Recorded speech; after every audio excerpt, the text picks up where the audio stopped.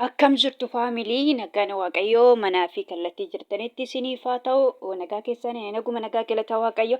Egaa akkuma beekamu jijjiirraa maallaqaa karaa Itiyoo Bilaak Maarkeettii akkasuma karaa baankiitiin illee akkuma qabadhee dhufu beekamaadha jechaadha. Karaa Itiyoo Bilaak Maarkeettiin akkuma beekamu biyyoota 20 jechaadha. Akkasuma karaa baankiitiin illee guyyaa kaleessa baankii daldala Itoophiyaa yookaan nigdi baankiitiin qabadhee dhufe jechuudha biyyoota 6 viidiyoo kalee keessatti jechaadha.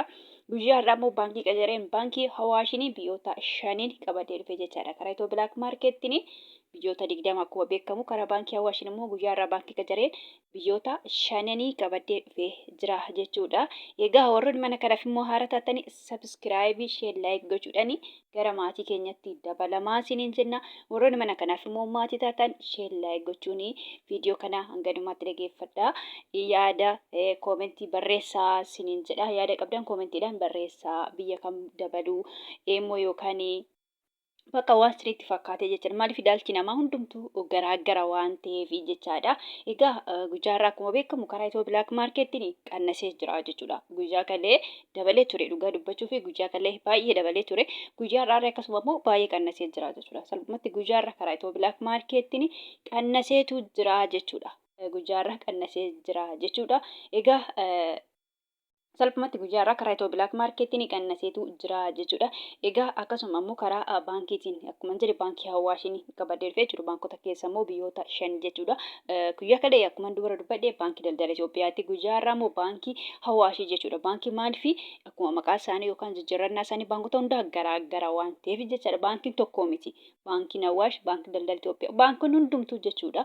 Baankii Oromiyaa hojii gamtaa Oromiyaa Hawaash siinqee hundumtuu akkuma maqaa isaanii garaagaraa ta'e jijjiirannaa yookaan sharafannaa isaaniillee garaagaraa jechuudha. Karaa Itiyoo Bilaak Maarkeettii bichaatu tokko jechuudha. Baankiin hundumtuu garaagaraa jechuudha. Salphumatti jechaadha. Egaa akkuma beekamu biyyoota akka Ameerikaa doolaarii, Kanaadaa doolaarii, Awustiraaliyaa doolaarii, Hoomarri haala, Duubaa dirhaama, Saawud Arabiyaa riyaala, Kuweet dinaara, Baareen dinaara, Chaayinaa yowaanii, Joordaan dinaara, Paawundi sterlingii, Juuroo, Koroonaa, Swiss baankii, Turkii liiree salphumatti biyyoota 20 jechuudha. Biyyoota 20 karaa Itiyoo Bilaak Maarkeettiin jechaadha. Karaa baankiitiin immoo biyyoota guyyaa har'aa akkuma jedhe biyyoota 5 jechuudha. Kanneen akka Ameerikaa doolaarii, Duubaa dirhaama, Saawud Arabiyaa riyaala, Paawundi sterlingii fi Juuroodha jechuudha. Biyyoota 5 biyyoota ijoodha jechuudha. Keessattuu warroonni Suudii fi Duubaay baay'inaan fi kan Ameerikaa doolaarii irra hedduminaan lallamaa jechuudha. Kanarraan kan hafe biyyoota kaan fakkeenya biyyoota 20 kana maaliif qabadhee hin dhufu jechuudha. Maaliif namoonni hedduun biyya naan dubbadhu kana hin laala waan ta'eef kan baay'inaan kan laalan biyyoota akkanaa jechuudha. Kanaaf karaa Itiyoo Bilaak Maarkeettii qofaan qabadhee dhufa jechuudha. Biyyoota 20 baankii immoo yookaan biyyoota 5 yookaan biyyoota 6 yookaan baay'ate biyyoota 7 qofaan qabadhee dhufa jechuudha. Egaa akkuma jedhe Itiyoo Bilaak Maarkeettii guyyaa har'a qannasee jira amma Ameerikaa doolarii irraa hin ka'a jechuudha. Guyyaa hundayyuu Ameerikaa doolarii irraa hin ka'a guyyaa har'aarra akkasuma jechuudha. Ameerikaa doolarii tokko guyyaa har'a karaa Itiyoo Bilaak Maarkeettiin birrii 100 fi birrii 82 fi saantiima 65 jechuudha. Ameerikaa doolarii naannoo birrii tokko qannaseetu jira jechuudha. Guyyaa har'aa jechaadha. Ameerikaa doolariin immoo akkasuma karaa baankii Hawaashiin birrii 100 fi birrii 58 fi saantiima 68.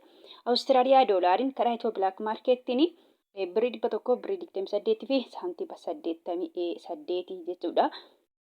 Kan itti aanu Awustiraaliyaadha. Awustiraaliyaa doolariin karaa Itiyoo Bilaak Maarkeettiin birrii 100 birrii 26 fi saantiima 38. Kan itti aanu Hoomarri haalli karaa Itiyoo Bilaak Maarkeettiin birrii 400 fi birrii 75 fi saantiima 01.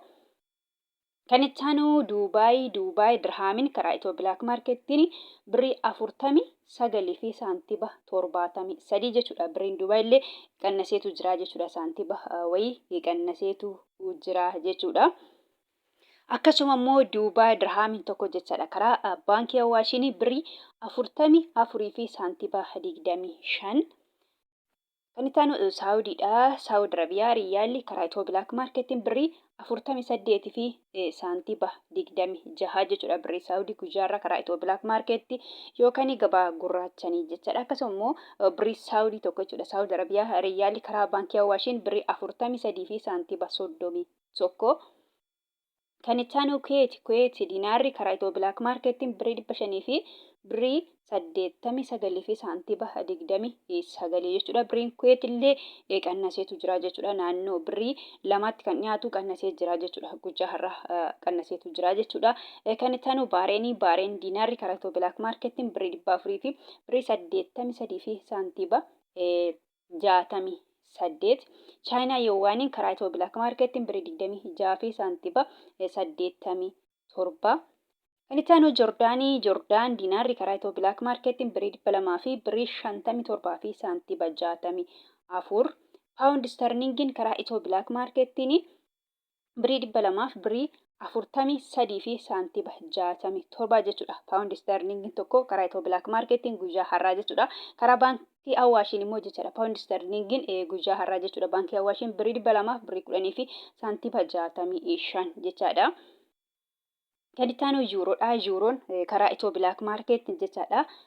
Birrii 200 birrii 8 fi saantiba 35 jechuudha. Karaa itoo bilaak maarkettiin jechaadha. Karaa baankii Awaashiin immoo jechaadha. Yuuroon guyyaa har'aa birrii 100 fi birrii 85 fi saantiba 76. Kan itti aanu Koronaadha. Koronaan karaa itoo bilaak maarkettiin birrii 18 fi saantiba 83. Iswiis biraankiin karaa itoo bilaak maarkettiin birrii 200 fi birrii 26 fi saantiba 01. Turkii liireen karaa itoo bilaak maarkettiin birrii 3 fi saantiba 89. Kan itti aanu Ijipshaan paawundidha yookaan birrii Ijiptii tokko karaa itoo bilaak maarkettiin birrii 3 fi saantiba 68. Yemen haalli karaa itoo bilaak maarkettii 0 saantiba 77. Kan itti aanu Israa'el shekeliin karaa itoo bilaak maarkettiin birrii 59 fi saantiba 96 jechuudha. Dhugaa birrii Israa'el guyyaa har'aa qannaseetu jira jechuudha. Birrii 60 irraa gadi bu'een beeku guyyaa har'aa garuu gadi bu'eetu jira jechuudha. Birrii Israa'el irree jechaadha. Kan itti aanu Hindiyaa ruupiin karaa itoo bilaak maarkettiin birrii 1 fi saantiba 91. Akkasuma Paakistaanii ruupiin jechaadha. Karaa itoo bilaak maarkettiin 0 saantiba 65 sharafachaa oolan yookaan jijjiirrachaa oolanii jiru jechuudha. Salphumatti karaa itoo bilaak maarkettiin guyyaa har'aa qannaseetu jira jechuudha. Qannasee jira karaa itoo bilaak maarkettiin jechaadha. Kan biraa immoo kanan jechuu barbaadu warroonni Joordaanii fi Beerut yookaan Lebnaan jirtanii jechaadha. Fakkeenyaaf birriin biyya Joordaanii diinaara jedhama. Warroonni mana madaa'ii jirtan immoo diinaara biyya sana osoo hin taane doolaarii fudhattu jechuudha. Akkasuma Beerut yookaan Lebnaan birriin biyya Lebnaan paawundii jedhama jechuudha. Paawundiin biyya Beerut yookaan Lebnaan immoo baay'ee xiqqoodha. Birrii Itoophiyaatti gadi akka birrii Yemenii akka birrii Paakistaaniiti jechuudha. Salphumatti birrii biyya keenyatu birrii biyya sanaa caalaa jechuudha. Kanaaf isinillee akkasuma birrii biyya sanaa osoo hin taane doolaarii fudhattu jechuudha. Doolaariin immoo akkuma dura dubbadhe hedduutu jira. Fakkeenyaaf ani 3 maqaa dhahee jira. Ameerikaa doolaarii, Kanaadaa doolaarii, Awustiraaliyaa doolaarii jedhee tanan jedhanii maqaa isaanii hin hedduutu jiru jechuudha. Isin salphumatti Ameerikaa doolaariidhaan herreeggatu yookaan saabbatu jechuudha. Karaa itoo bilaak maarkettii yoo ergattanii birrii 100 fi birrii 82 fi saantiba 65 herreeggatu jechuudha. Maaliif Ameerikaa doolaarii tokko guyyaarra kana ta'a waan ta'eef jechuudha. Akkasuma immoo karaa baankiitiin yoo ergattan akkuma jedhe immoo baankota keessa guyyaarra baankii Awaashii yoo ergattanii jechuudha. Ameerikaa doolaariin tokko birrii 100 birrii 58 fi saantiba 86 jechuudha. Kanaan herreeggatu jechuudha. Warroonni Joordaanii fi Beerut yookaan Lebnaan jirtanii jechuudha. Salphumatti birrii biyya sana osoo hin taane Ameerikaa doolaariidhaan herreeggatu yookaan saabbattu jechaadha. Egaa gabaabumatti viidiyoon kun har'aa kana fakkaata. Viidiyoo birootiin hanga walitti deemnutti nagaan naaf tura.